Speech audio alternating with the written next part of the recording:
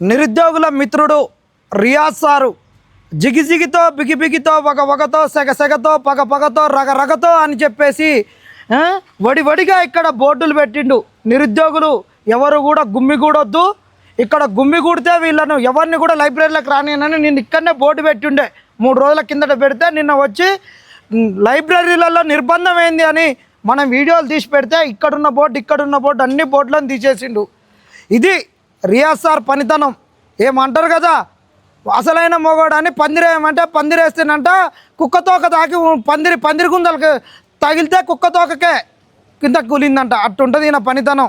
ఏం తెలియనోనికి నిరుద్యోగుల కష్టాల మీద ఈయనకొక పదవి వస్తే ఆ పదవితోటి నిరుద్యోగులకు ఏ విధంగా ఉపయోగపడాలి, కాంగ్రెస్ని ఏ విధంగా బలోపేతం చేయాలి, రాహుల్ గాంధీ గారి స్లోగన్ అయినటువంటి రాజ్యాంగ పరిరక్షణ ఏ విధంగా ఉండాలనేటటువంటి సోయి లేకుండా ఆయనకు ఒక కారు వచ్చింది, ఒక బంగ్లా వచ్చింది, ఒక గన్మెన్ వచ్చిండు అనే అహంకారంతో నిరుద్యోగుల యొక్క ఆశలను ఒమ్ము చేసి నోటిఫికేషన్ల గురించి మాట్లాడకుండా కామెంట్లు టర్నాప్ చేసుకొని ఈరోజు రేపొచ్చే మాపొచ్చే నోటిఫికేషన్లు అని చెప్పిండు.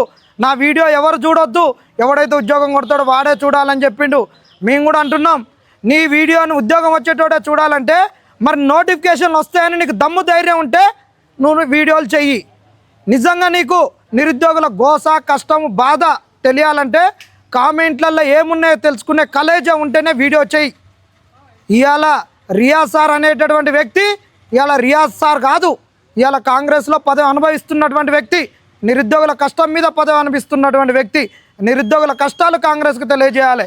కాంగ్రెస్ అంటే నిరుద్యోగుల ప్రభుత్వం అని చెప్పి ఇవాళ కంచెలేస్తున్నటువంటి ప్రభుత్వం.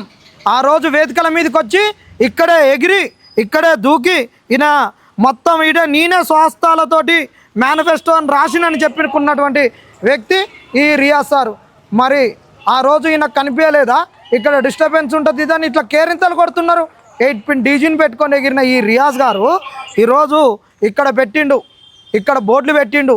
దెబ్బకే ఈ బోర్డులతోటి ఊడగొట్టి మీ పంచలు ఊడేదాకా ఊరేగిస్తాం అశోక్ నగర్ వీధులలో అంటే దెబ్బకే పోయిరు.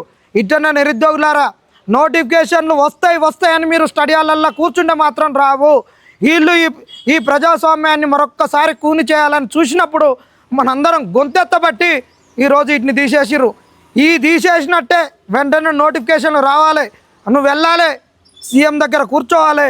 పిల్లలు కష్టపడుతున్నారు, జీపీఓ నోటిఫికేషన్ రావాలి, గ్రూప్ 2 2000 రావాలి, గ్రూప్ 3 గ్రూప్ 4 4000 రావాలి.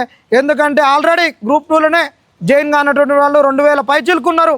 గ్రూప్ 1లో చాలా అవకతవకలు జరిగినాయి, తెలుగు మీడియం వాళ్ళకి అన్యాయం జరిగింది అని నువ్వు చెప్పాలి. సిగ్గు లేకుండా ఏం లేకుండా ఇలా చాలామంది అంటారు తెలుగు మీడియానికి అన్యాయం జరగలేదు, ఏం జరగలేదు. కొంతమంది దగులు భాషలు, కొంతమంది పెయిడ్ ఆర్టిస్టులు అని మాట్లాడుతున్నారు. పెయిడ్ ఆర్టిస్టులు మేమైతే నిరుద్యోగుల మధ్యలో మేము మాట్లాడడం. పెయిడ్ ఆర్టిస్టులు మీరు కాబట్టే, మీకు ఏ పెయిన్ లేదు కాబట్టే పరుపుల మీద పండుతూ పబ్బాలు గడుపుతూ పబ్బులలో తిరుగుతూ కడుపుల కష్టాలు మీకు తెలియకుండా మాట్లాడుతున్నారని మేము అంటున్నాం. ఖబర్దార్, నిజంగా మేము పెయిడ్ ఆర్టిస్టులం అయితే మీరు రారి, మా దగ్గరికి రారి.